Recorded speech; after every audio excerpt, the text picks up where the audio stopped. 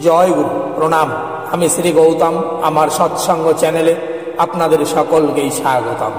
পরম পিতার কাছে আপনাদের সকলের সুখী ও মঙ্গলময় জীবন কামনা করে আজকের আলোচনা পর্ব শুরু করছি।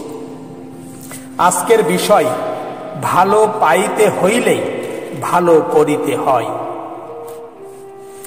সমগ্র মানব জাতির প্রগতি, পূর্তি ও মুক্তির জন্য সানুগ্রহে আবির্ভূত শ্রী শ্রী ঠাকুর অনুকূল চন্দ্র তার মহিমাময়ী, মঙ্গলময়ী, মধুরময়ী এবং আনন্দের কারণ হয়েছিলেন পরিপূর্ণভাবে।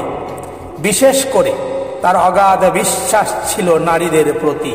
অবশ্য এটি একটি নতুন কথা নয়, যেহেতু পুণ্যভূমি, ধন্যভূমি, অনন্য ভূমি ভারতবর্ষে প্রাচীনতম বেদ উপনিষদের কাল থেকে পরিবারে, সমাজে, দেশে, বিদেশে, বিশ্বে, ব্রহ্মাণ্ডে নারীরা যে একটি কেন্দ্রীভূত, গুরুত্বপূর্ণ, প্রধানতম, প্রকৃষ্টতম, আনন্দরস ঘন স্থান অধিকার করে রয়েছেন, এই মহাসত্যটি স্বীকৃত হয়েছে অনন্ত, অসীম, অপরিসীম কৃতার্থতার সঙ্গে। তা সত্ত্বেও যে ভারতবর্ষে নারী দেবী জ্ঞানে পূজিতা হয়েছেন আদ্যন্তকাল, সেই ভারতবর্ষেই আশ্চর্যজনকভাবে, অন্যায়জনকভাবে, দুঃখজনকভাবে এমন দিনও এসেছে যখন নারীদের মান সম্মান বিলুপ্ত হলো তাদের সকল সামাজিক দাবি দাওয়া, সুযোগ সুবিধা প্রভৃতি বহুলাংশে প্রচলিত হল নিষ্ঠুরতমভাবে সম্পূর্ণ অশাস্ত্রীয় সতীদাহ ও কুলীন প্রথা। সমগ্র দেশ ও জাতির বহুল অকল্যাণ সাধিত করে। এই কারণে বর্তমান সাম্য ঐক্যের যুগেও নারীদের বিষয়ে বিশেষভাবে চিন্তা করা হয়। সেজন্য শ্রী শ্রী ঠাকুর অনুকূল চন্দ্র তার নারীর নীতি নামক সুন্দর গ্রন্থে নারীদের সাধন ও সিদ্ধি, আচার ও আচরণ, শিক্ষা ও দীক্ষা প্রমুখ বিবিধ তত্ত্বাদি স্বল্প কথায় অথচ সুগভীর রীতিতে আলোচনা প্রপঞ্চনা করেছেন। তার স্বভাব সিদ্ধ, উদার, উন্নত দৃষ্টিভঙ্গি দিয়ে তিনি ব্যাপারটির উভয় দিকই দেখেছেন, অর্থাৎ সমাজের কর্তব্য নারীর প্রতি আর নারীর কর্তব্য সমাজের প্রতি। সেই সঙ্গে তার নারীর নীতি গ্রন্থের শেষ বাণীতে তিনি এই প্রসঙ্গে সুস্পষ্টতমভাবে বলেছেন, তুমি ভাবিতে পারো তোমার স্বামীর বা সংসারের প্রতি যাহা কিছু করণীয় শুধু তোমারই, কিন্তু বুঝিও ভালো পাইতে হইলেই ভালো করিতে হয়। তাহা তোমার বেলায় যেমন অন্যের বেলায়ও তেমনি। তুমি যদি অন্যের মঙ্গলে যাহা কিছু পাওয়ার আশা না করিয়া যত দূর সম্ভব উদ্বেগে শূন্যভাবে করিয়া যাইতে পারো, দেখিবে পাওয়ার জন্য তোমাকে আর আকুপাকু করিতে হইবে না।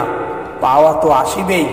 তোমার মনে অন্তরিক্ষে কে যেন গাহিয়া উঠিবে, স্বস্তি, স্বস্তি, স্বস্তি। এই ক্ষুদ্র অথচ জ্ঞান গর্ভবাণীতে শ্রী শ্রী ঠাকুর নারী জীবন তথা মানব জীবনের দুটি মূল তত্ত্বের উল্লেখ করেছেন অনবদ্যভাবে, যথা পেতে হলে দিতে হবে, আর ফলের আশা না রেখে সকাম কর্ম সম্পূর্ণরূপে পরিত্যাগ করে সর্বদাই নিষ্কামভাবে কর্ম করবে এবং সেই কর্মের সুফল তোমার কাছে আপনিই আসবে সুনিশ্চিত। স্থানাভাবে প্রথম কল্যাণজনক তত্ত্বটিকেই কেবল সংক্ষেপে ধরা যাক। এই স্থলে ভারতবর্ষের একটি প্রাণের কথা বলা হয়েছে মনোরম ভাবে। সেটি হলো এই যে ব্রহ্ম ও ব্রহ্মাণ্ড, শিব ও জীব, পরমাত্মা ও জীবাত্মা এক ও বহু, স্বরূপত এক ও অভিন্ন। যে জন্যে ভারত দর্শন ভিত্তি উপনিষদে বারংবার বলা হয়েছে মোহনতম, মধুরতম, মঙ্গলতম ভাবে নির্ভয়ে, নিঃসংকোচে, নির্দ্বিধায়। তত্ত্বমসি অয়মাত্মা ব্রহ্ম অহং ব্রহ্মাস্মি সর্বং খল্লিদং ব্রহ্ম ইরং ব্রহ্মেরং সর্বং। অর্থাৎ তিনিই তুমি, এই আত্মাই ব্রহ্ম, আমি ব্রহ্ম, সব কিছুই, বিশ্ব ব্রহ্মাণ্ডই ব্রহ্ম। ব্রহ্মই সব, ব্রহ্মই সব কিছু, বিশ্ব ব্রহ্মাণ্ড। কারণ ও কার্য স্বরূপত এক ও অভিন্ন হতে বাধ্য, যেহেতু কারণই কার্যে পরিণত হয়ে কার্যটিকে সৃষ্টি করে। যথা কারণ মৃৎপিণ্ড কার্য মৃন্ময় ঘটে পরিণত হয়ে ঘটটিকে সৃষ্টি করে, যে জন্যে মৃৎপিণ্ড মৃত্তিকা স্বরূপ, মৃন্ময় ঘট মৃত্তিকা স্বরূপ। একইভাবে কারণ ব্রহ্মও ব্রহ্মস্বরূপ, কার্য ব্রহ্মাণ্ড ব্রহ্মস্বরূপ। শাশ্বতকাল অনিবার্যভাবেই। অতএব আমি ও অন্যেরা স্বরূপত এক ও অভিন্ন বলে। আমার ভালো অন্যেরও ভালো, অন্যের ভালো আমারও ভালো। সুতরাং অন্যের ভালো না হলে যখন আমার ভালো হতেই পারে না, তখন নিশ্চয়ই ভালো পাইতে হইলেই ভালো করিতে হয়। মহাশ্বাস দিয়ে শ্রী শ্রী ঠাকুর অনুকূল চন্দ্র বলেছেন, দেখিবে ভগবতীর ন্যায় মঙ্গল দায়িনী বলিয়া অবিরল ধারে পূজ্য তোমাকে, পূজা তোমাকে স্পর্শ করিবে। ওম শান্তি। এই রচনাটি, উক্ত রচনাটির লেখিকা doctor Rama Chowdhury, MA PhD, প্রাক্তন উপাচার্য, রবীন্দ্র ভারতী বিশ্ববিদ্যালয়।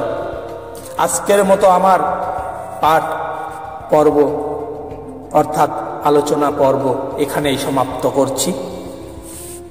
পরিশেষে পরম পিতার কাছে পুনরায় আপনাদের মঙ্গল কামনা করে জয় গুরু, বন্দে পুরুষোত্তমম।